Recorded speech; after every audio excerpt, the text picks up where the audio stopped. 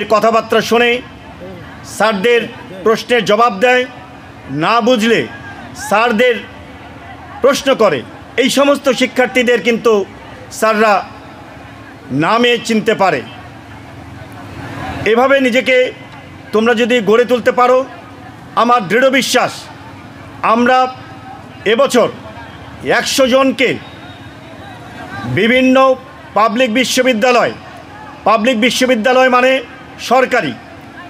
সরকারি বিশ্ববিদ্যালয়ে, সরকারি ইঞ্জিনিয়ারিং বিশ্ববিদ্যালয়ে এবং অন্যান্য সাধারণ বিশ্ববিদ্যালয়ে তোমরা জানো যে স্বনামধন্য যে প্রতিষ্ঠানগুলো রয়েছে তার একটিও পীরগঞ্জ সরকারি কলেজের ছাত্রছাত্রীদের বাদ যায়নি।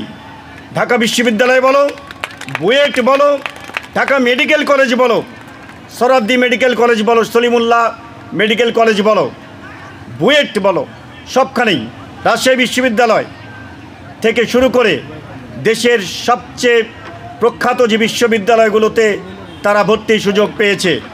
এটা আমাদের জন্য যেমন গর্বের, আমি মনে করি যে সমস্ত শিক্ষার্থীরা এই সমস্ত শিক্ষা প্রতিষ্ঠানে ভর্তি হওয়ার গৌরব অর্জন করেছে, তার পরিবার যে কতটা খুশি হয়েছে এটা সেই পরিবারই জানে আর সেই শিক্ষার্থীই জানে।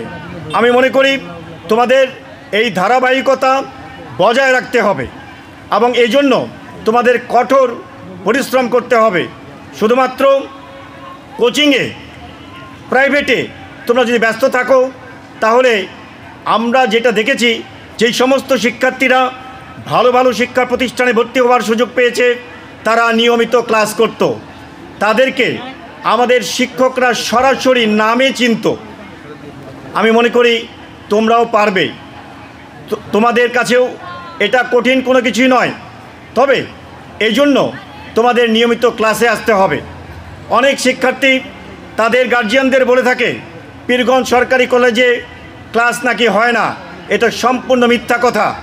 তার প্রমাণ আমরাই দিতে পারি এইভাবে যে কিছুদিন আগে এক গার্জিয়ান তার নাতনি ক্লাস করে কি না এটা দেখার জন্য তিনি নিজে এসেছিলেন এবং এসে তার নাতনিকে ক্লাসে খুঁজে পাননি, অথচ তিনি ক্লাস দেখে গেছেন। তিনি বলছেন যে আমার নাতনি বলছে ক্লাস হয় না, কিন্তু আমি তো দেখছি প্রতিটি রুমে ক্লাস হচ্ছে।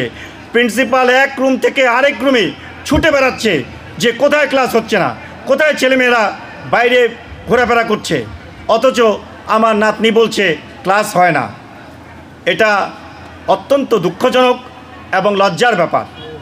এভাবে তোমরা আমাদেরকে বিব্রত করো না এবং তোমরা নিজেদেরকে কখনো এইভাবে ফাঁকি দিয়ে নিজের যে ভবিষ্যৎ, এই ভবিষ্যৎকে নষ্ট করো না। কারণ বিশ্ব এখন চতুর্থ শিল্প বিপ্লবের দিকে ধাবিত হচ্ছে। এই চতুর্থ শিল্প বিপ্লব শুধুমাত্র মেধা, মননে যে আর্টিফিশিয়াল ইন্টেলিজেন্স অর্থাৎ কৃত্রিম যে বুদ্ধিমত্তা, এই কৃত্রিম বুদ্ধিমত্তা এইটাকে তোমরা যদি জয় করতে না পারো, তাহলে এই পৃথিবীর বুকে বাংলাদেশ তো অবশ্যই এই পৃথিবীতে তুমি একেবারেই অকেজো হয়ে যাবে। অর্থাৎ তোমাদের দ্বারাই নির্ভর করছে বাংলাদেশের ভবিষ্যৎ। এই ভবিষ্যৎকে